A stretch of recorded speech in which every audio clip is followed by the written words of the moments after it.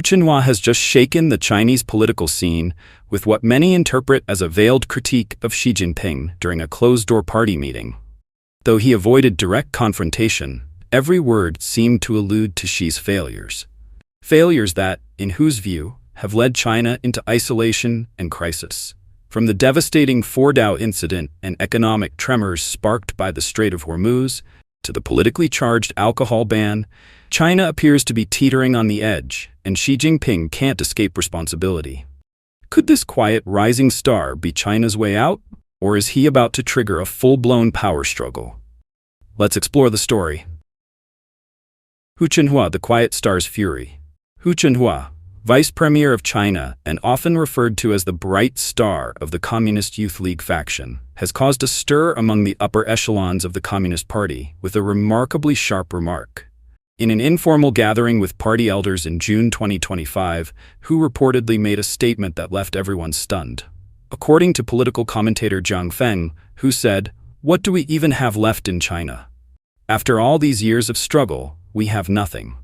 Internationally, we have no friends. At home, the people are suffering.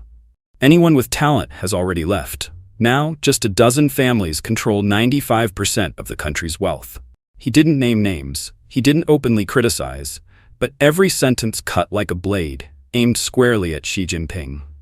Hu wasn't just talking about the state of the nation, he was pointing to Xi's failure to lead, growing international isolation, domestic discontent, and a concentration of wealth in the hands of a loyal elite. With calm composure, Hu has become the voice of the sidelined Hu Jintao faction, signaling a clear message. It's time for change. According to Zhang Feng, Hu's remarks have set off a storm within the system. The party elders, former power players who now serve as advisors, could no longer stay silent. Some have even begun to question whether Xi still has what it takes to lead the country. Recent events only add fuel to the fire. China's support for Iran's nuclear ambitions led to the Fordow disaster. Then came the blowback. Economic turmoil as Iran shut down the Strait of Hormuz, a vital trade artery. And most recently, the controversial alcohol ban has been seen by many as a calculated political move, further tightening Xi's grip, but not without backlash. Fordow, Xi Jinping's nuclear gambit ends in disaster. Fordow, Iran's most fortified nuclear facility, buried deep within the Zagros Mountains, became the focal point of a high-stakes geopolitical chess game. For years, China quietly supported Iran, not just with technology and financial aid, but by serving as a diplomatic shield at the United Nations, helping Tehran dodge sanctions. But Xi Jinping's ambitions went far beyond diplomacy. According to Fox News, radar data over the past week has tracked at least 5 Boeing 747 flights departing from China toward Iran. These aircraft followed a route over northern China, Kazakhstan, Uzbekistan, and Turkmenistan before disappearing from radar near Iran. Although the official flight plans listed Luxembourg as the destination, none of the planes entered European airspace, raising suspicions that China may have been helping Iran transport cargo or personnel out of the country amid Israeli strikes on its nuclear facilities. Further evidence came from satellite images captured by Maxar Technologies on June 19 to 20, 2025, showing unusual activity at the Fordow facility. Around 16 cargo trucks were spotted near the tunnel entrance, with several moving about half a mile within a 24-hour span. By Friday, additional trucks and heavy excavators had appeared near the main gate.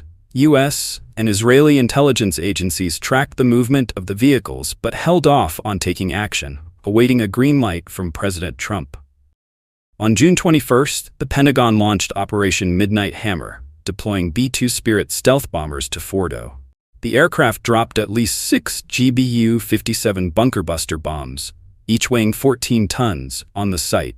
The strike was so precise that it instantly leveled the entire infrastructure, access roads, and vehicle convoy.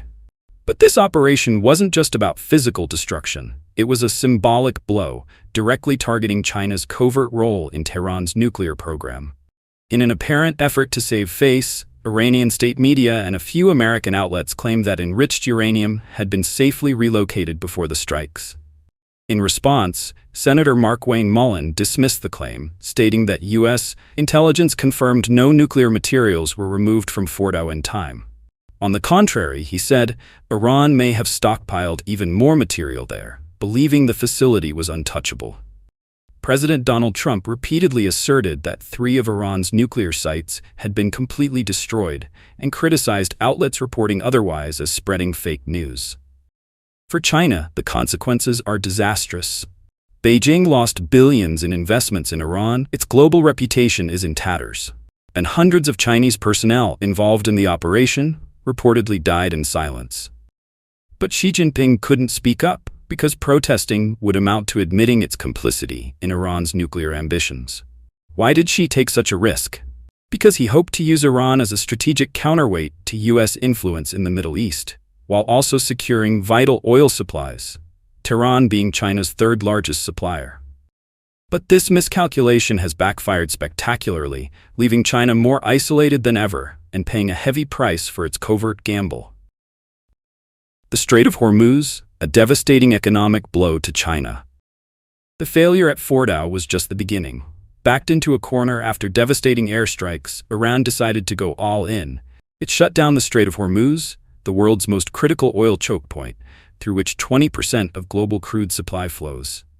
Intended as retaliation against the U.S. and Israel, the move instead hit China the hardest. According to the U.S. Energy Information Administration, EIA, around 20 million barrels of oil pass through Hormuz daily, amounting to $600 billion in annual trade. China, with its vast economic engine, imports 11 million barrels of oil each day, 5.4 million of which, nearly 50%, must pass through the strait. Iran alone supplies China with nearly 2 million barrels daily, accounting for 80 to 90% of Iran's total oil exports, all routed through Hormuz. When the strait was blocked, China's oil lifeline was cut off instantly. On June 23, 2025, global oil prices surged past $120 per barrel, according to Goldman Sachs, sending shockwaves through the Chinese economy and triggering a fresh inflation storm. The consequences were immediate and severe. Factories in Shenzhen, ports in Shanghai, and China's entire export-driven supply chain, from electronics to consumer goods, all rely on cheap, steady energy. Now they were plunged into crisis. Prices for food, fuel, and raw materials skyrocketed. Chinese citizens, already frustrated by a prolonged economic downturn and lingering resentment from the former zero-COVID policies, erupted in anger. U.S. Secretary of State Marco Rubio seized the moment in a June 22 press conference. China must convince Iran to reopen the Strait of Hormuz or watch its economy collapse. For Iran, this is suicide. But for China, it's an even bigger disaster. Rubio emphasized that the U.S. and Canada, as top oil exporters, are not reliant on Hormuz and stand ready to supply Europe, replacing lost flows from the Middle East. Why would Iran take such a desperate step? In the wake of the nuclear facility strikes and the elimination of key military and political advisors close to Supreme Leader Ali Khamenei by Israeli forces, Tehran was thrown into chaos. Shutting down Hormuz became a last-ditch attempt to weaponize energy and pressure the West. But for China, it was the cost of betting on the wrong partner. Xi Jinping, who once boasted of an unbreakable friendship with Tehran, now faces a harsh truth. His ally is dragging China down with it, and he is the architect of this disastrous entanglement. The alcohol ban, a political blow aimed at Xi. Amid international turmoil, a domestic political drama is heating up the Chinese leadership. The alcohol ban issued on June 15, 2025, supposedly for public health reasons. But don't be fooled by the official excuse. Recently, the Communist Party has been aggressively pushing to ban alcohol consumption among officials. And according to insider sources, this move is far more than just about drinking. It's a calculated political strike, targeting none other than Xi Jinping himself. Why? Because Xi is widely known as a heavy drinker, someone addicted to alcohol, reportedly indulging in Maotai liquor daily and reeking of booze at nearly all hours. According to veteran blogger Old Lantern, the ban was spearheaded by Kai Chi, a Politburo member and head of the Central Commission for Discipline Inspection. While the official narrative targets lavish drinking habits among senior officials, the real goal, sources say, is to restrain Xi. At the third plenum in July 2024, Xi allegedly caused a major incident due to his drinking. After lunch, he drank alone in his rest chamber, passed out, and had to be rushed to the hospital. The conference was nearly disrupted. Alarmed, some standing committee members reported the incident to party elders, who quickly instructed Zhang Yuxia, vice chairman of the Central Military Commission, to establish emergency military control in Beijing. This gave Zhang effective command over the armed forces, marking a turning point in the internal balance of power.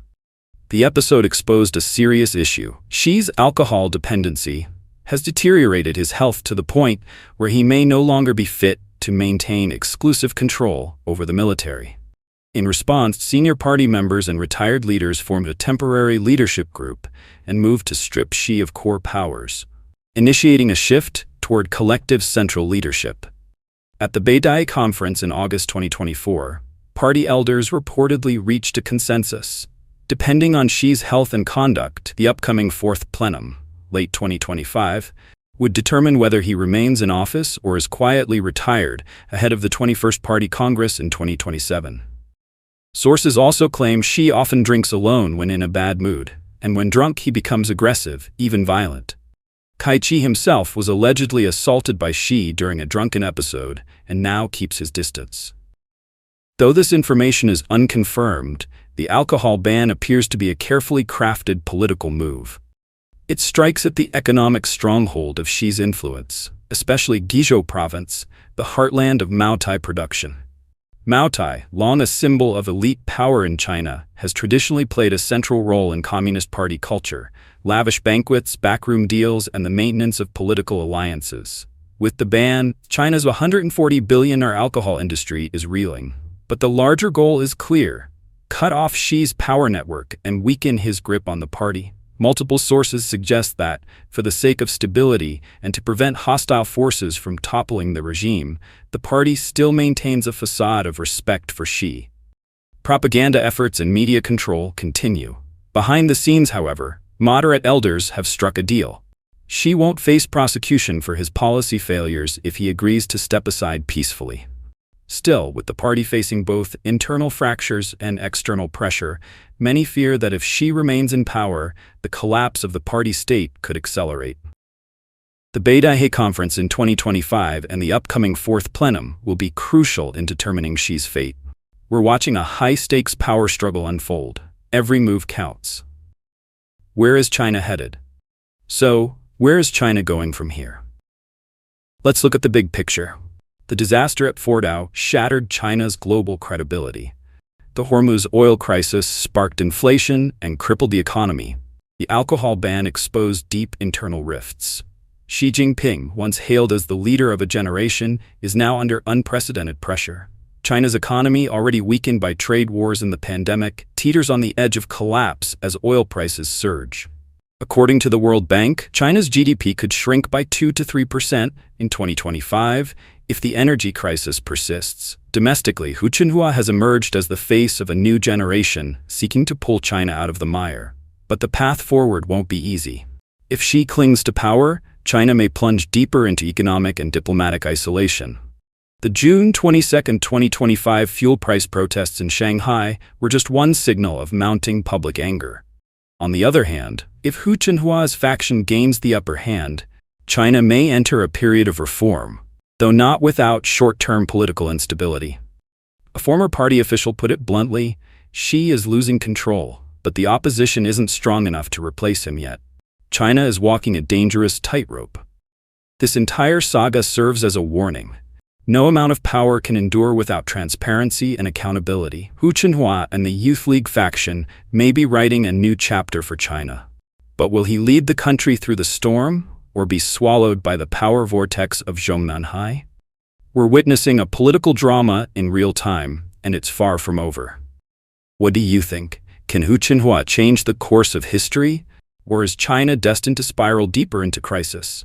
Share your thoughts. I'd love to hear them.